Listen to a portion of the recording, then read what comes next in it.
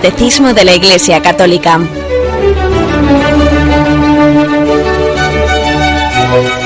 Un programa dirigido por Monseñor José Ignacio Munilla, obispo de San Sebastián.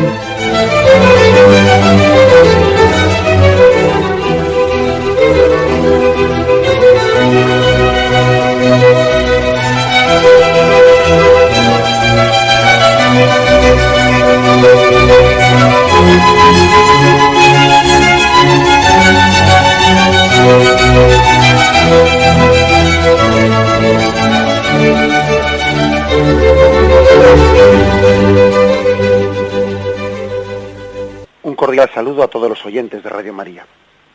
Un día más, con la gracia del Señor, proseguimos el comentario del Catecismo de nuestra Madre la Iglesia. Estamos hablando de la economía sacramental, de lo que es la liturgia como misterio que revela y descubre pues lo que es la riqueza del misterio divino para con nosotros. Y ayer hablábamos de un título impresionante que dice que la liturgia es obra de la Santísima Trinidad. La Santísima Trinidad, la intimidad entre el Padre, el Hijo y el Espíritu Santo se nos descubre y se nos entrega también a través de la liturgia. Ayer leíamos el texto de Efesios 1, 3, 6, en el que se habla del plan, del designio divino, ¿no? de hacernos partícipes de su intimidad. Bueno, pues hoy proseguimos a partir del punto 1078. Dice así: bendecir es una acción divina que da la vida y cuya fuente es el Padre. Su bendición es a la vez palabra y don, benedictio, eulogía. Aplicado al hombre, este término significa la adoración y la entrega a su Creador en la acción de gracias. Es decir, para explicar esto, en lo que es la bendición, hay dos formas de entender la bendición. Una es la descendente y otra es la ascendente. La bendición descendente es la acción de Dios Padre, la acción divina, en la que se nos da la vida. Se nos da la vida de la cual Dios Padre es la fuente. Cuando la Iglesia nos bendice, con ello está queriendo hacer un signo externo de cómo Dios Padre da la vida. Esa bendición que hace el Papa o que hace un obispo o que hace un sacerdote es una expresión de un signo visible externo de que Dios da la vida. Ahora, fijaros bien, dice que esa bendición de Dios es a la vez palabra y don. Palabra y don, es decir, no solo lo dice, sino que lo hace. Dios no solo te dice, te doy la vida, es que lo hace, lo realiza. También la Iglesia, cuando da la bendición, no solo dice que Dios te está bendiciendo, o sea, no solo te da una palabra, es que te da también la vida misma te la está dando. Es por lo tanto la dimensión descendente, es la dimensión descendente. La bendición tiene este sentido y es acción divina que transmite la vida, También hay una dimensión ascendente, sin embargo, que es lo que dice la segunda parte de este punto breve que hemos leído. Aplicado al hombre, este término significa la adoración y la entrega a su Creador en acción de gracias. O sea que visto de abajo arriba y no de arriba abajo, o sea, de abajo arriba, para nosotros la bendición es yo bendigo a Dios. Bendigo a Dios. Quiere decir que le adoro, le doy gracias. Me entrego a Él como una criatura se entrega al Creador. En este caso, cuando decimos que la bendición es en el sentido ascendente, claro, entonces no significa dar la vida, nosotros no le damos la vida a Dios, no, eso sencillamente significa que le adoro, le doy gracias. Si os fijáis también en la liturgia, hay estos dos tipos distintos de bendiciones. Hay bendiciones que son claramente descendentes, pues por ejemplo cuando la Iglesia dice, te pedimos que bendigas a tus siervos aquí presentes, y el sacerdote hace una señal de la cruz, y sin embargo hay otras bendiciones ascendentes. Por ejemplo, cuando se dice, Padre, te bendecimos porque has sido grande con nosotros, etcétera, es una dimensión ascendente de expresión a Dios Padre en la que se le da gracias, que hay que distinguirla de de la bendición descendente. Las bendiciones descendentes suelen darlas generalmente por los sacerdotes o los diáconos, ¿no? Aquellos que también, al tener el ministerio sacerdotal, pues expresan especialmente esa dimensión, pues están representando también a Cristo cabeza que bendice a los miembros de su cuerpo. Sin embargo, las bendiciones ascendentes, pues las puede hacer cualquier persona, también por supuesto un sacerdote, pero también un padre de familia, etcétera, etcétera. Bien, no es que una dimensión descendente no pueda hacerla un seglar, o sea, la Iglesia prohíba a un seglar hacer una bendición descendente, ¿no?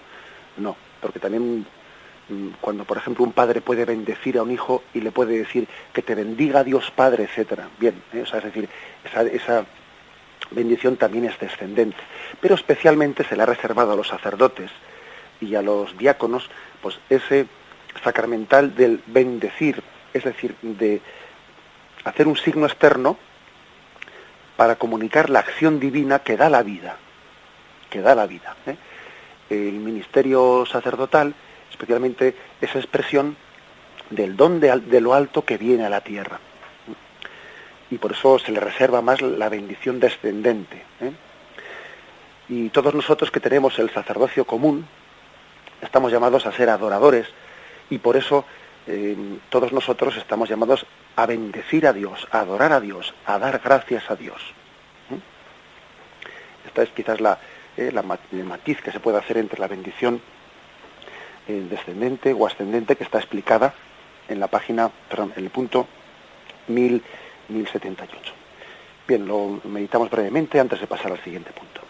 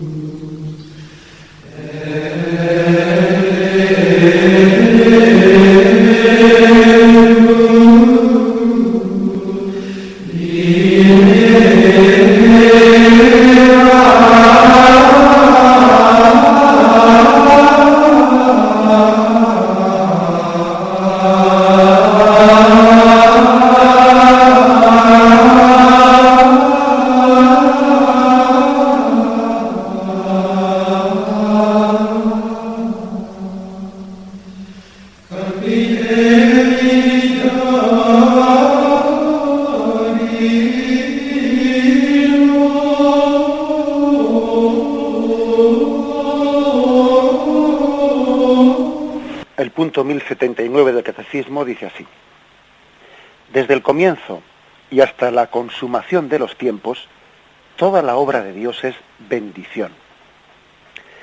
Desde el poema litúrgico de la primera creación hasta los cánticos de la Jerusalén celestial, los autores inspirados anuncian el designio de salvación como una inmensa bendición divina. Es decir, que este punto lo que nos insiste es que estamos rodeados de bendiciones de Dios. Toda la obra de Dios, todo lo que Dios ha hecho hacia nosotros es una bendición. Es como decir, te quiero, pero con las obras. Con las obras. Decía San Ignacio de Loyola que el amor tiene que expresarse más con las obras que con las palabras. Era un hombre de una mentalidad bien práctica, no precisamente un romántico. El amor romántico es un amor que tiende a expresarse mucho en las palabras, ¿no? pero poco en los hechos muchas veces, ¿no?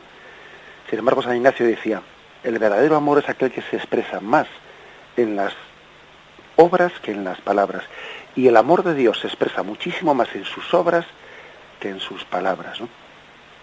Y eso que también nos ha comunicado palabras de amor a través de Jesucristo, ¿no? Y a través de los profetas.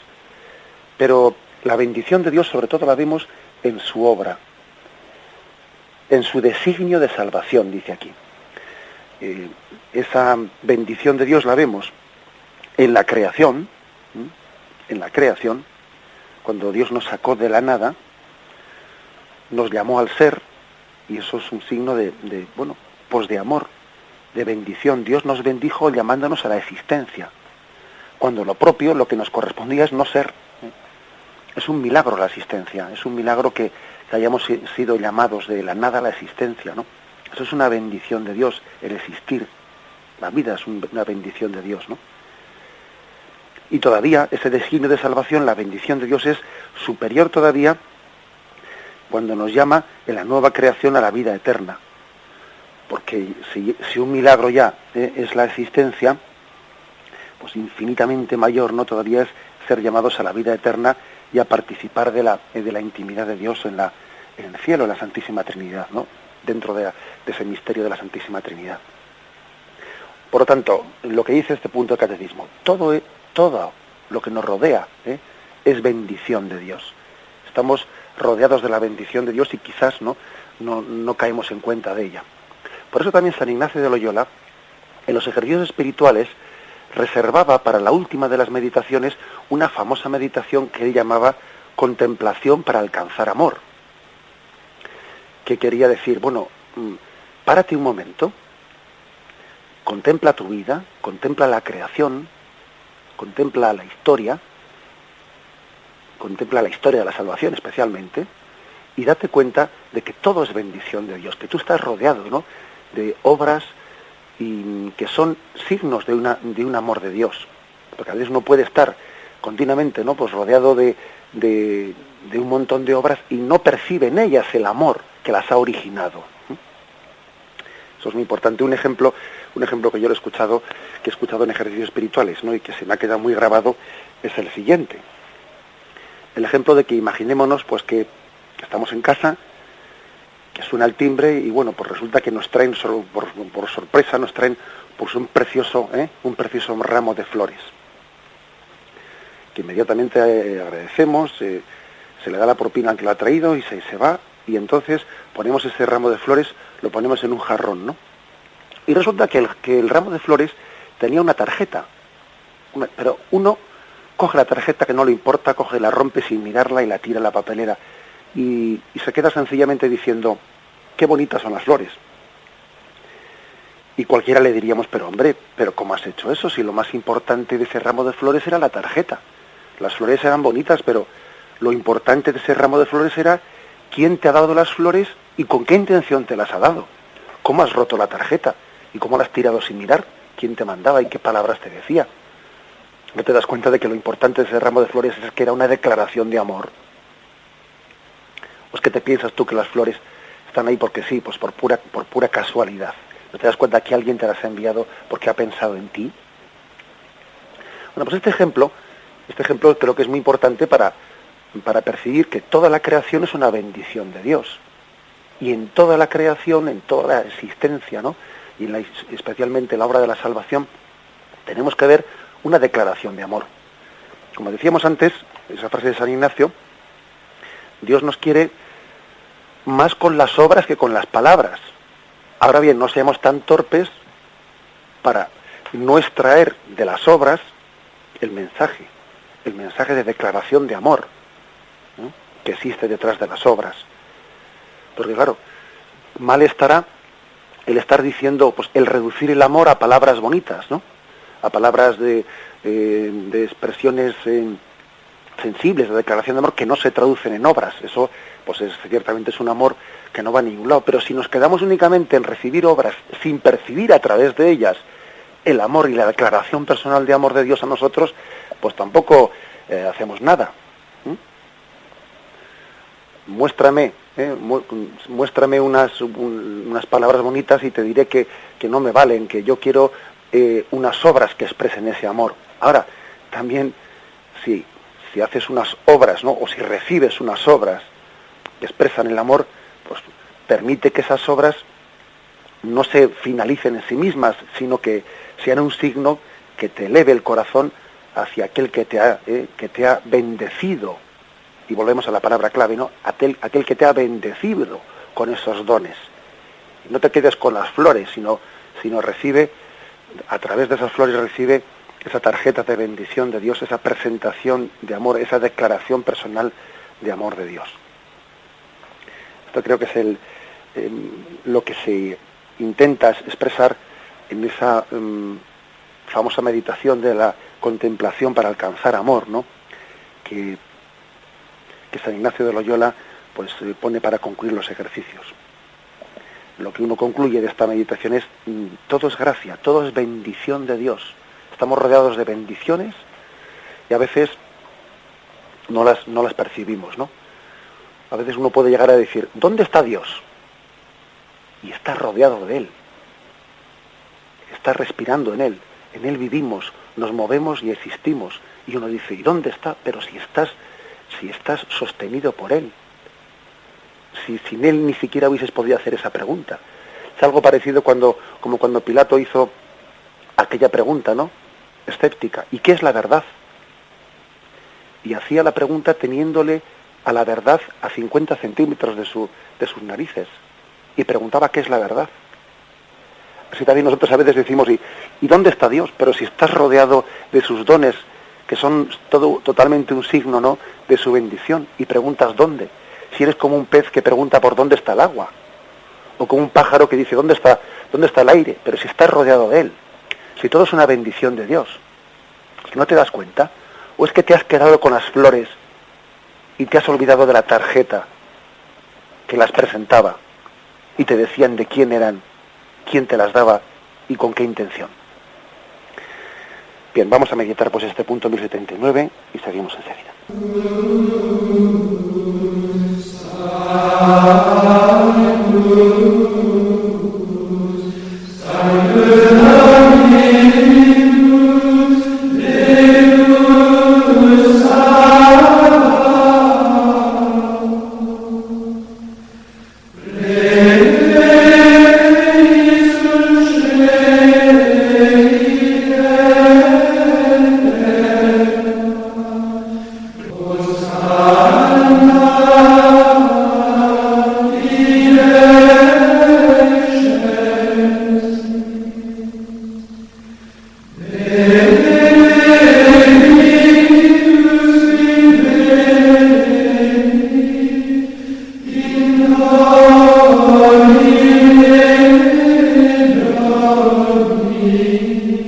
El punto 1080 del Catecismo continúa así. Desde el comienzo, Dios bendice a los seres vivos, especialmente al hombre y la mujer. La alianza con Noé y con todos los seres animados renueva esta bendición de fecundidad, a pesar del pecado por el cual la tierra queda maldita. Pero es a partir de Abraham cuando la bendición divina penetra en la historia humana que se encaminaba hacia la muerte, para hacerla volver a la vida, a su fuente. Por la fe del Padre de los creyentes que acoge la bendición, se inaugura la historia de la salvación. Dice lo primero, ¿no? Creo que es una afirmación bien importante, ¿no? Desde el comienzo, desde la creación, Dios bendice a los seres vivos, ¿no? Especialmente al hombre y la mujer. Yo creo que hoy en día tiene mucha importancia esto. Me vas a permitir que haga una aplicación concreta, ¿no?, a nuestros días de este principio del catecismo. Dios bendice a todos los seres, ¿no?, especialmente al hombre y la mujer. Esto en distintos momentos el catecismo lo subraya. Es decir, Dios no quiere de igual forma a todos los seres creados, no los quiere de igual forma. Al hombre le quiere por sí mismo y al resto de los seres creados les quiere para el hombre.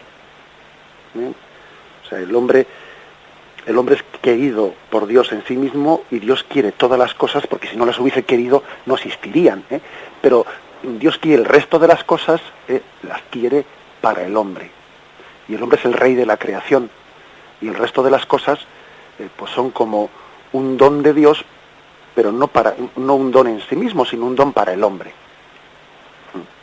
Algo algo importante que hoy en día fácilmente se nos olvida, se nos olvida. En una cultura nuestra que cuando pierde, ¿no?, pues este concepto de la vida como un don de Dios y Dios como la fuente de la vida, y el hombre como la cumbre de la creación, como el rey de la creación hecho a imagen y semejanza de Dios, caemos en contradicciones tremendas, ¿no? Pues por ejemplo estamos en una cultura en la que se subraya mucho el ecologismo, pues en la defensa de la naturaleza, etcétera, etcétera, al mismo tiempo que resulta que despreciamos la vida humana y la congelamos y la destruimos y la hacemos un material de investigación, material desechable se le llama, ¿no?, en ciertas leyes, ¿no?, al ser humano en su fase embrionaria. O sea, esta es la gran contradicción, no darse cuenta que dentro de la creación hay distintos grados de dignidad, ¿no?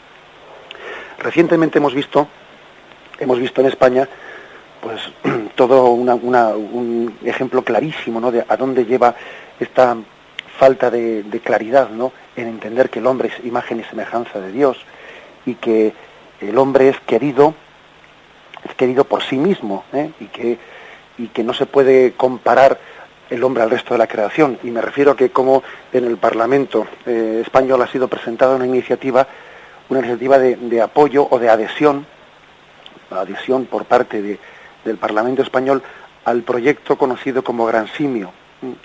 Gran Simio, que es un proyecto en el que se quiere extender, se dice, ¿no?, los derechos, el concepto de persona y los derechos también humanos, ¿no?, se quieren extender pues a los simios, a los distintos especies del mono, ¿no?, diciendo que están en peligro de extinción y bueno, pues que sencillamente comparten ellos con nosotros pues los genes en un tanto por ciento altísimo, diciendo que igual pues el mapa del genoma de un chimpancé o de un mono pues es similar al del hombre a un 98-99%, y que por lo tanto ese concepto de especie que hemos hecho nosotros distinguiéndonos, ¿no?, de los monos, pues es una especie de frontera artificial que nosotros nos hemos creado, que en la biología no hay tal frontera, y que por lo tanto pues lo que hay que hacer es extender el derecho, el concepto de persona, y que se respete sus derechos y tal, ¿no? Bueno, pues ese es un poco el proyecto que se ha presentado en el Parlamento español y que imaginamos que se aprobará, ¿no? Bueno, y dice uno, ¿qué actualidad tiene frente a este cacao mental en el que estamos, ¿no? ¿Qué actualidad tiene pues esta doctrina expresada, que por una parte es de sentido común, ¿no? Pero está claro que el sentido común, si no es iluminado por la revelación de Dios, con el paso del tiempo acaba por oscurecerse. Y tenemos que dejar que el sentido común sea iluminado por la revelación, pues para que no lo destrocemos, ¿no? Fijaros, dice, Dios bendice a los seres vivos, pero especialmente al hombre y la mujer. Es decir, porque el hombre y la mujer son queridos por Dios por sí mismos, porque tiene con ellos una relación personal que no puede tener con el resto de los seres, porque no son personas, son animales. Que también el animal, hay que decir, tener un animal como con desprecio, ¿no? El animal también pues es un ser de Dios, pero no es un hijo de Dios, pero no tiene esa imagen y semejanza de Dios, no tiene esta capacidad de relación personal, ni entre ellos ni con Dios, claro, porque hay una riqueza tremenda en el hombre, ¿no? Julián Marías, todavía recientemente fallecido, ¿no? Julián Marías decía que qué importante es que los sacerdotes hablemos y prediquemos de la existencia del alma, porque al final mucho hablar de los derechos del hombre, pero es que si no afirmamos la existencia del alma, al final los derechos del hombre no se sustentan en nada. O sea, ¿por qué el hombre tiene una dignidad inviolable? ¿Por qué el hombre pues tiene unos derechos que él puede? Pues porque tiene un alma humana, tiene una dignidad que hace que le puede llevar a exigir que no se le trate como un animal, porque tiene una dignidad propia. Fijaros cómo la Sagrada Escritura esto es expresado de muchas formas, ¿no? Dios va creando poco a poco va creando la creación y reserva para lo último al hombre. El hombre es como la cumbre de la creación. Había creado todo para el hombre. Y cuando llega el hombre, es el ser humano, ¿no?, el que es encargado por Dios de poner nombre a todos los animales. Ponles nombre tú, como diciendo, te los he dado para ti. Ahora vete tú y ponle nombre. Poner nombre significa tener una cierta autoridad, una dignidad superior a un animal, y yo le pongo el nombre. ¿No? Ahora, sin embargo, ¿no?, cuando perdemos esa imagen o esa, yo diría, evidencia, esa evidencia de la superioridad del hombre, de la dignidad espiritual del hombre, resulta que es el mono el que nos pone nombre a nosotros, y nos van a llamar a nosotros gran simio, en vez de seres humanos. Ahora deja de ser el hombre el que pone nombre a los animales, y parece ser que nos van a poner a nosotros el nombre de una especie animal, ¿no? Curiosamente volvemos al mono, ¿no? Parece que de la evolución ahora pasamos a la involución. Y por esto digo que es que aquí a veces por las mañanas, cuando hacemos comentarios del catecismo, no sé si nos damos cuenta de que cualquiera de las cosas que estamos aquí comentando tiene unas aplicaciones prácticas tremendas, tremendas. Profundizando un poco más en esto que estamos diciendo, es importante que no nos dejemos engañar pues por una falsa argumentación que a veces se dice, ¿no? Como diciendo, bueno, es que hay que extender, no se trata de quitarle al hombre nada. Y esto del proyecto Gran Simio, etcétera, se ha presentado bajo esta argumentación. No se trata de quitarle al hombre nada, sino de extender derechos. Nosotros al hombre no vamos a quitarle nada, sino que vamos a extender los derechos también a unos simios. Bueno, como también se dijo eso mismo, ¿no?, con respecto al proyecto mal llamado de matrimonio homosexual, cuando se dice, no, nosotros no queremos quitarle ningún derecho al hombre y a la mujer de que se casen, lo que queremos es extender derechos también a otras personas que antes no los tenían y luego van a tenerlos, ¿no? Bien, pero fijémonos que eso esconde, esa argumentación, así teóricamente liberal, ¿no?, es totalmente falsa, ¿no?, y está escondiendo una mentira evidente, ¿no? Os pongo un ejemplo. Imaginémonos que un alumno, que hay 20 o 25 alumnos en un aula que son, pues que a los chicos les cuesta estudiar. Y hay uno, o dos o tres, ¿no?, pues que han sido especialmente aplicados y con mucho esfuerzo, bueno, pues han conseguido el aprobado en matemáticas. A todos los demás les han suspendido. Y además, bueno, las notas las han dado justamente, o sea, esos tres chicos les han aprobado porque en justicia les correspondía ese aprobado, y a los demás les han suspendido porque en justicia les correspondía suspender, y se ha acabado, ¿no? Bueno, y ahora imaginemos que viene el profesor y dice, bueno, yo aquí regalo el aprobado a toda la clase. Entonces, claro, los tres que han aprobado porque les correspondía aprobar, dicen, bueno, pues ahora mi aprobado no vale nada. Claro, mi aprobado no vale absolutamente nada, porque si resulta que el aprobado lo tiene todo el mundo, pues lo mío no vale absolutamente nada. Bueno, pues lo mismo pasa con lo otro. Vamos a ver, si todo mundo tiene derechos humanos, si también es persona, el mono, pues entonces ser persona no es nada.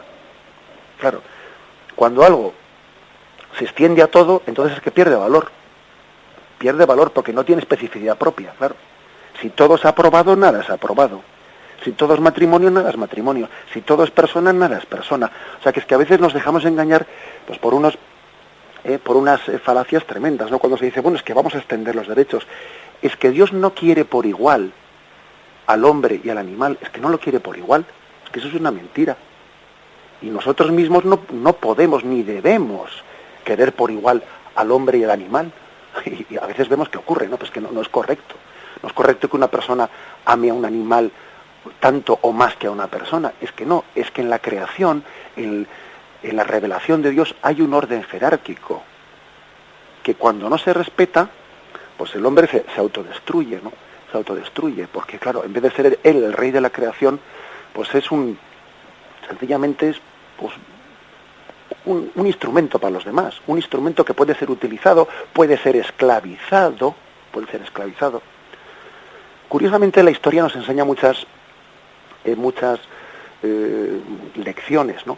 Y una de ellas es que cuando algunos pretendieron justificar la esclavitud en aquella América que Cristóbal Colón acababa de descubrir, y como sabéis la Iglesia luchó, ¿no? Y finalmente triunfó, por cierto. O sea, la corona de España le dio la razón a la Iglesia en no autorizar la esclavitud de los indios. Bueno, pues los que pleiteaban contra la Iglesia, ¿no? Y pretendían justificar la esclavitud de los indios, claro, ellos inteligentemente, ¿cómo pretendían justificar la esclavitud de los indios? Diciendo, no, es que no tienen alma. Estos indios no tienen alma, por eso los podemos hacer esclavos. Ojo, aquella argumentación era muy inteligente. Claro, ellos sabían que si los indios tenían alma, ¿cómo los iban a esclavizar? Eso no podía hacer porque tenían dignidad humana. ¿Cómo los iban a tratar como animales si tenían alma? Entonces decían, no, es que estos indios no tienen alma, por eso podemos esclavizarlos. Y los misioneros decían, pero ¿cómo que no tienen alma si yo les estoy bautizando y son hijos de Dios como tú? Y finalmente la corona española no, pues dio la razón a los misioneros y no permitió allí la esclavitud. Es que hoy en día pasa lo mismo, la historia se repite. En la medida en que negamos el alma humana, el hombre pasa a ser esclavo. El hombre pasa a ser sencillamente un instrumento. La clave está, fijaros bien, en la negación del alma humana. Porque de la negación de Dios luego se desprende la negación del alma humana. Dios es el mayor garante de la dignidad humana. Claro, el que niega a Dios, como consecuencia, niega la existencia del alma humana.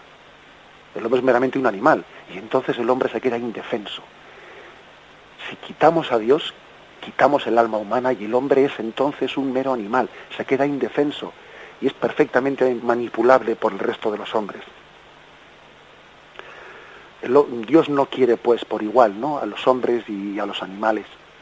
Y fijaros este punto del catecismo.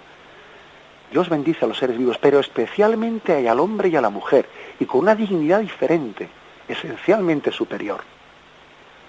Y fue el hombre el que puso nombre a los animales. No los animales no van a poner el nombre al hombre.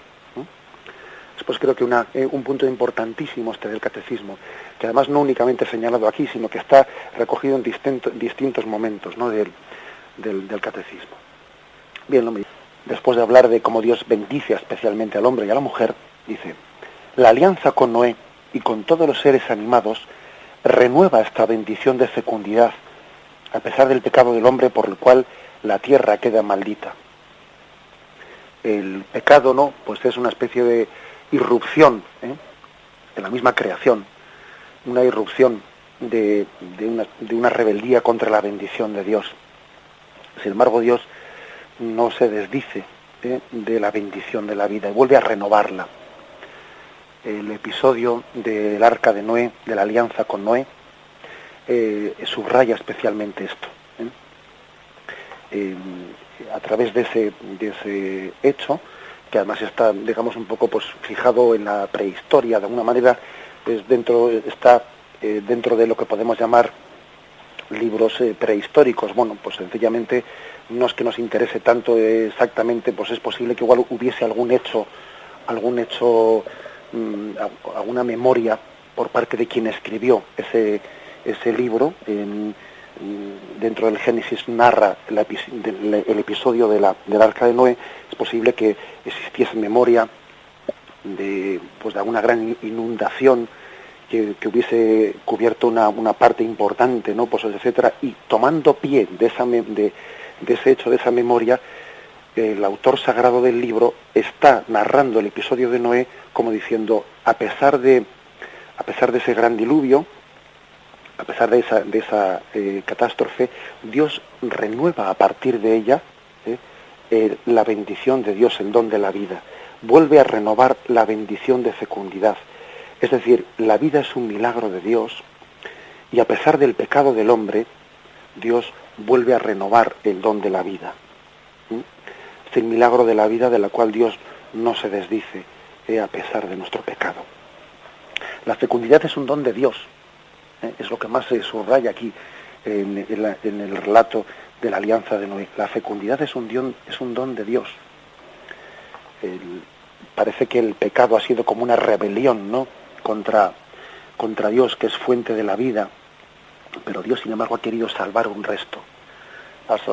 Y en ese episodio en el cual pues Dios Noé introduce por mandato de Yahvé en el arca, introduce pues una pareja de cada uno de los animales, etcétera, etcétera, está con ello como queriendo decir, a pesar del pecado del hombre, a pesar de nuestra rebelión, a pesar de que no recibimos la vida como un don de Dios, sino que abusamos de ella, etcétera, a pesar de eso Dios tiene paciencia y volverá de nuevo a renovar su bendición, volverá de nuevo a darnos el milagro de la vida.